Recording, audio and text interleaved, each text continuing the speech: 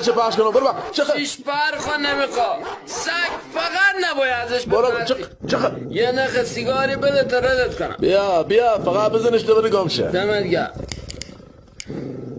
کمال جان بیا عقب داره نگاه کفشو میکنه کفشو میکنه زمستونی میخواد با دمپایی تو بخوری. داوود میته سیگار نسدی که بزنیش میته نمیگی نبا به ترسی تو یعنی نظرت یه من برای یه نخ سیگاری لومه بدم دهن سگ جیگرت برم من هم مثل خدا ریدم تو خودم من برای یه نخ سیگاری اگر میای تا تو کوچه اوبری بریم اگر نمیای من برم.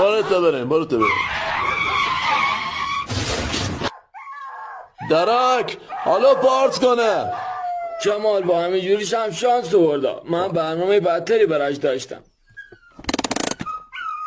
دیه ترمز دستی الانت هم به درد باسن من میخوره کوکو 4 دست خورد کردی. وای داداش عذرخواهی میکنم سگ شما بود. نه کوکو دستتم کمال آزش بو خیلی گیلاس. نه پستگ خر بود. وای بلفی داوود سوچه بکش تا مرداد برسه من دلش ندارم برو نبزش بگیر.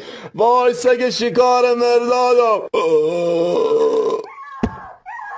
واو سگ اونجا کشتی خودش هم